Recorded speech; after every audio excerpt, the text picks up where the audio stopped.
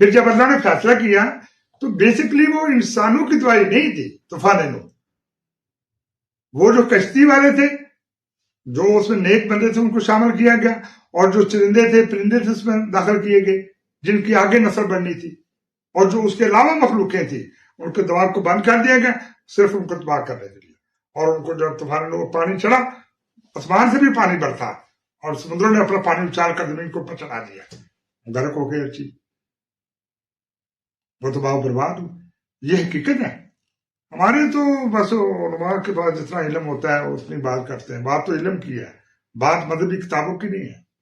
حالانکہ انجیل میں، تورات میں تھوڑا ہے نیفلمز کے بارے میں، قرآن میں نہیں ہے۔ اللہ نے ضروری نہیں سمجھا، ضروری نہیں تو وہ اپنے انسان سے، محمد نبی سے ہر کوئی چیز یاد کرتا، وہ ضروری نہیں ہے۔ لیکن یہ ہوا، ایسا تھا، ایسی قوم پیدا ہو گئی تھی، جانوروں میں، پرندوں میں ایسی قوم کو ڈال دیا گیا جو کہ نقصان پہنچاتے تھے اس مخلوق کو جو اللہ تعالیٰ نے اپنے ہاتھ سے پیدا کی زمین کے انسان کے فائدے کے لیے، اور انسان کو محکوم بنا دیا گیا، اس کو پست کر دیا گیا۔ پھر جب رب ذوالجلال کو جلال آیا تو انہوں نے یکتا خدا نے، وہ جو خدا کہلاتے تھے زمین پر آ کر، وہ دیوتا تھے، وہ نیفلم سے، فرشتوں کی اولاد میں سے تھے، اللہ نے ان کو برباد کر دیا، نصف و نابود کر دیا۔ طوفان نوح کا یہ مقصد تھا۔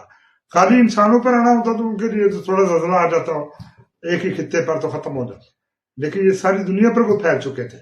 دنیا ساری پر پانی چڑھایا گیا، آسمان کے دروازے بھی کھولے گئے جنہوں نے پانی برتایا، اور سمندروں کو پانی۔ آپ نے وہ 2012 دیکھی ہوگی مووی جس میں وہ دکھایا کہ پانی چڑھ گیا، ایسے ہی ہوا تھا، اس سے بھی زیادہ ہوا تھا، برباد کر دیا گیا۔ اور جب وہ سارے غرق ہو گئے تو پھر انہوں نے پانی کو اتارا